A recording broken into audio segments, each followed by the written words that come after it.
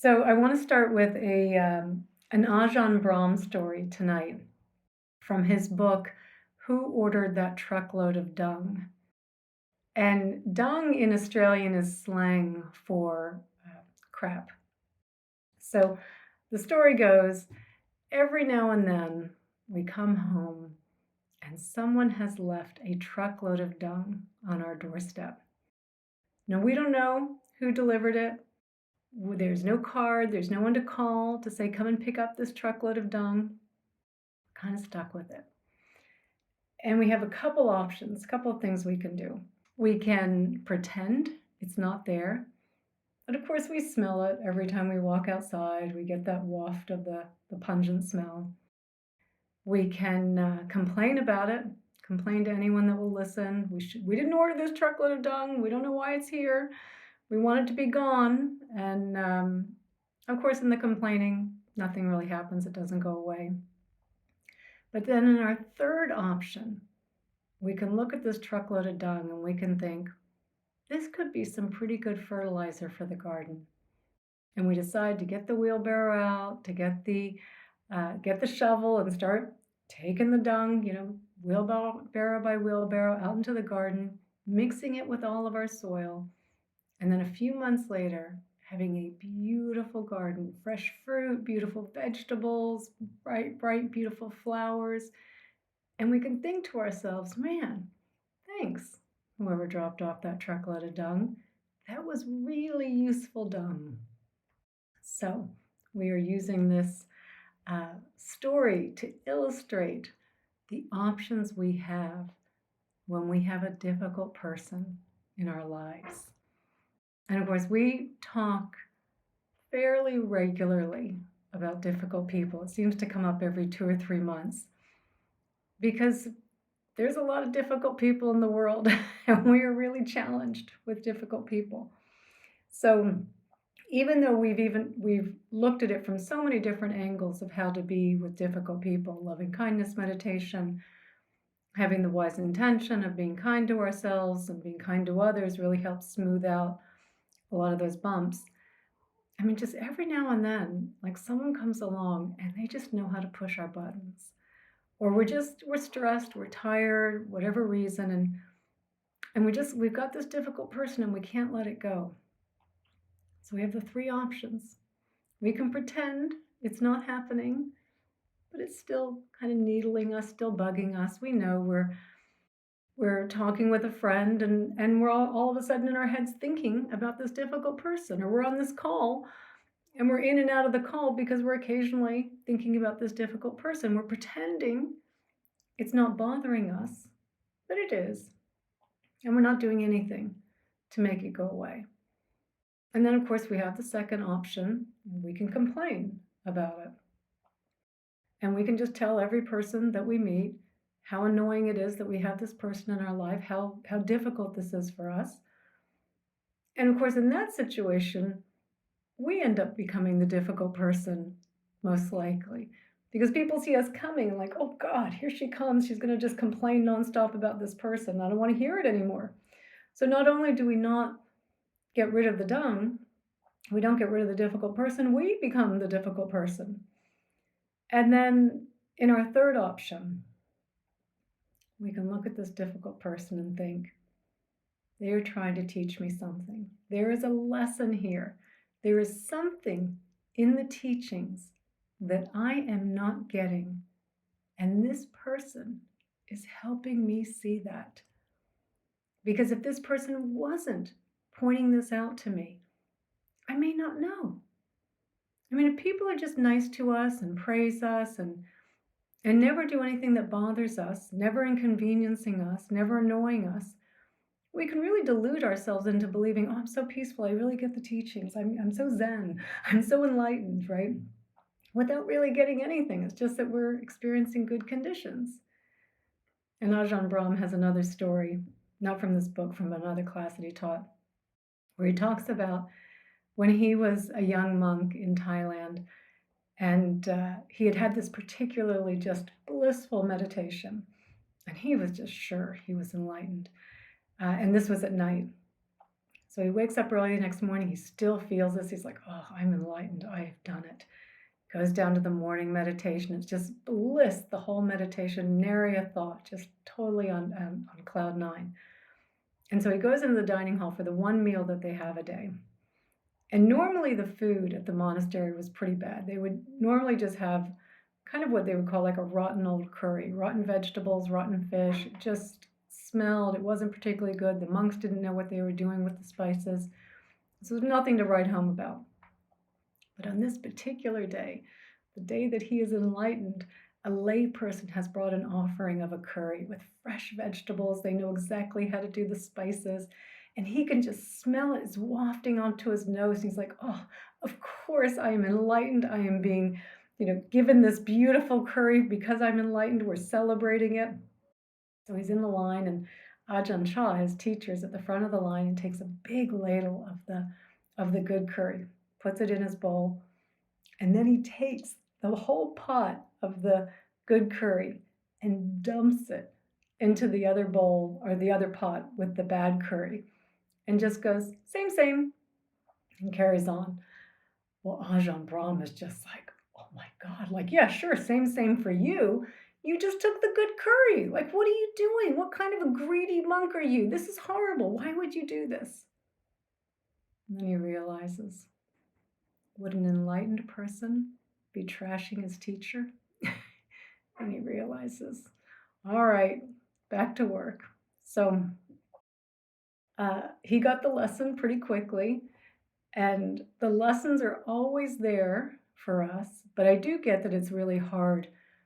When we're caught up in the situation, it's pretty hard for us to see the lesson there. We're so focused on why that person is so annoying and why they shouldn't be in our lives that we really miss the lesson so much of the time.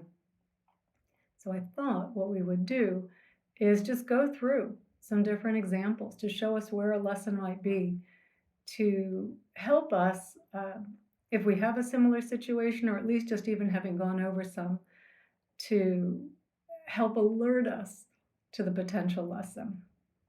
So we'll start with something kind of small, some pretty small, not as personal type difficult people, where maybe we're just driving down the road, and maybe it's a one or a 2-lane highway, so one lane going each way, and you're stuck behind a slow truck or a slow car, and you can see yourself, you're looking out, you're trying to turn around, trying to pass them, and you can feel you're starting to get a little upset, and all of a sudden you're starting to think, oh, what an annoying person, people shouldn't be able to drive this slow on the road.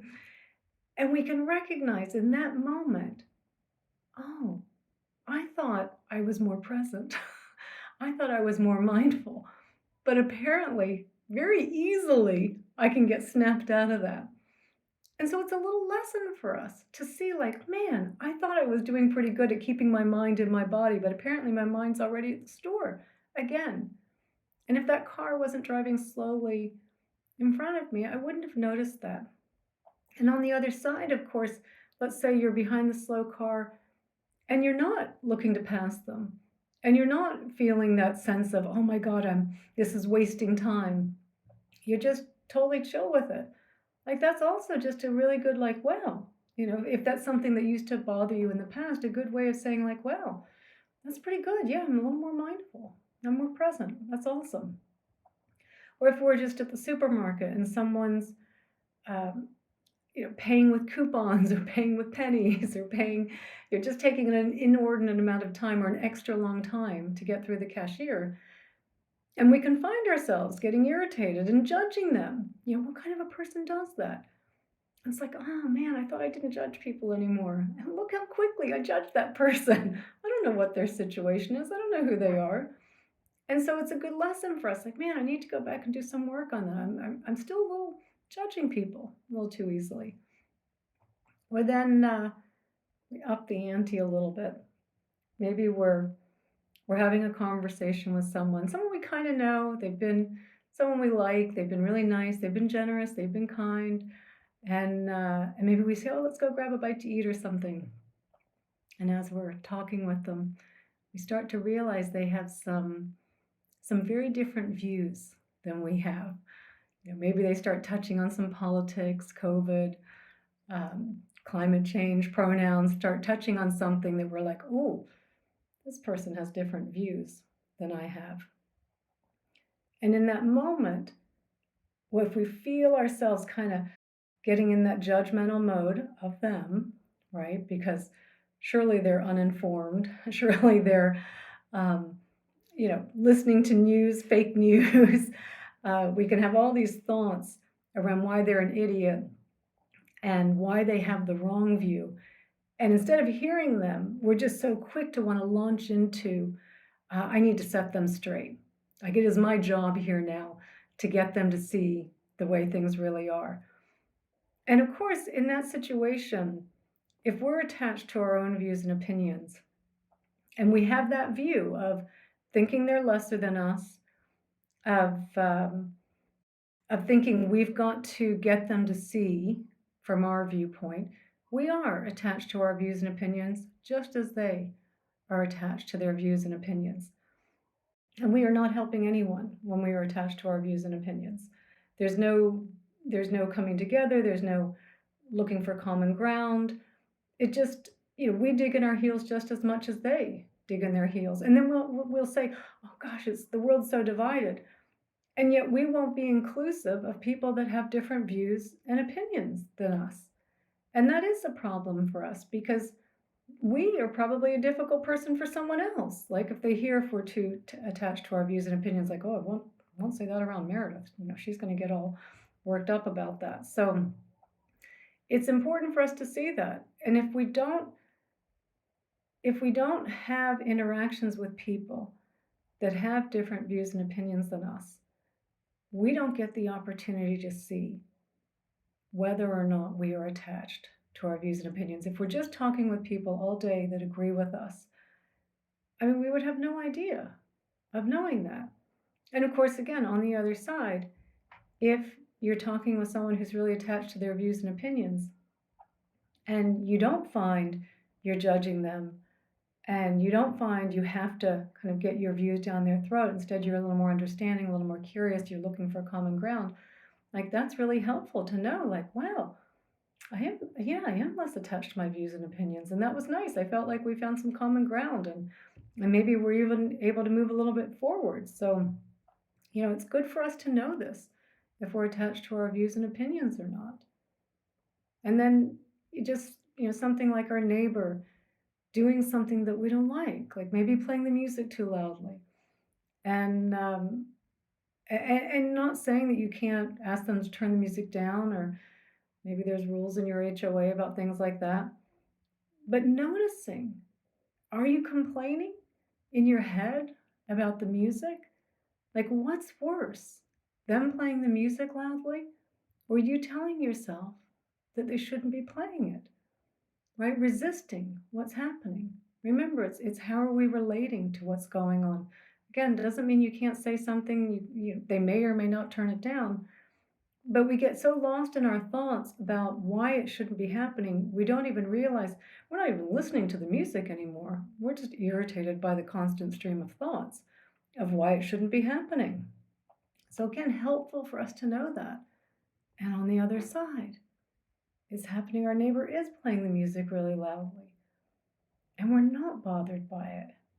We think, oh yeah, let them have a party tonight. I can put the fan up a little bit, turn it on high, kind of drown it out a little bit. And if you're not bothered by it, like that's super helpful to know too. Wow, I used to resist things like that all the time. It's a lot more peaceful when I don't resist things like that. And then to really take it up a notch here, uh, is our compassion reserved solely for people who are kind to us? Or does our compassion include people that are mean to us, that actually say really unkind things, that really try to hurt us? Can our compassion, our understanding, our forgiveness, can we include those people as well? Or do we just hold that for a small group of people? And this is a really important part of our practice because, of course, we will meet difficult people that will be really unkind to us. And how do we see them? What's our response? And it's not an easy one to think about people that are harming us and with compassion and understanding. But we know they're suffering. Anytime we have been short with someone or we've been unkind ourselves, it's because we're suffering. We're stressed, we're overwhelmed, something's going on. And it's the same for these people too. And there's a story of a monk, a Tibetan monk that was in a Chinese jail in Tibet, been tortured for years. True story. And when he was released, he was having a meeting with the Dalai Lama, where the Dalai Lama asked him, he said, what scared you the most? Or what were you the most afraid of when you were in that prison? And he said, I was most afraid of losing my compassion for my captors. Like, can you imagine? These people are torturing him. And he still held so true to his practice to love all beings, not because they're nice to us, not because they're doing what we want them to do, but understanding that everyone is a result of causes and conditions. And while that's kind of some black belt compassion, it's pretty up there, we can think of this even if we can just not judge them or have resentment towards them, not build any anger or ill will. Like maybe it's a little bit much for us to hold them in our hearts, but at least can you not judge them? Right? That's something. And of course, we don't ever want to forget in there as well, and this is a lesson too, when people are unkind to us, to not forget self-compassion. That's such an important part of our practice too. Being with the pain, with the hurt, right? Allowing us to sit with it. And so quickly, of course, we just go right to the anger, right to the outrage. Like we miss that part as well. I mean, it does hurt if someone's unkind to us. And it's important for us to acknowledge that. And then maybe we can just get to the next stage where we think, well, I'm at least not going to judge them. They don't need my judgment. They're clearly dealing with enough stuff. So, it shows us our response when people are really unkind to us. Where do we need to do the work? Where's our compassion practice? And I totally get this is not easy stuff to look at this, look at these people as our teachers. But what's the alternative? Seriously. I mean, we can suffer more by doing our practice of anger and judging and hatred and ill will. I mean, that's a practice. It's for sure a practice. Or we can decide that there is a lesson here and I do want to end my suffering. What do I need to practice more of? Do I need more compassion practices? Do I need to reflect on the wisdom of impermanence, of emptiness, of interconnectedness, of karma, of causes and conditions? What's the lesson here that's going to ultimately free me from my suffering? Because there are two practices that we can do here. One's unconscious, one's conscious. One's leading to more suffering, one's leading to the end of suffering. And I'm not suggesting that in any way if someone's unkind to us, that we would invite them over and think, well, I've got to just punish, I've got to really get the lesson and spend as much time with this person as possible. No, you don't need to do that at all. Just get the lesson. Just where is the lesson? That's what we need to look for. And not suggesting either that we don't set boundaries around people. If someone is being toxic, if someone is being really harmful to us, we're not going to go and take this from them each day. Set boundaries around them. This person shouldn't be in our lives if they're continuously being unkind to us. But we don't need to judge them. We don't need to have ill will or anger towards them. And that's the lesson there too. Have a boundary, but you don't need to judge them. You don't need to resent them. So the reality is we are always going to have difficult people in our lives. It's, do we take that difficult person, that truckload of dung, and use it for our practice as showing us something that we weren't getting? Or do we just leave the dung there and say nothing to learn here? I mean, the difficult people are going to keep coming, right? There's always going to be difficult people, and they will come after the lesson too. The difference is that they won't be difficult for us anymore. So this is our practice. These are our teachers. Difficult people. They're showing us what we're not getting.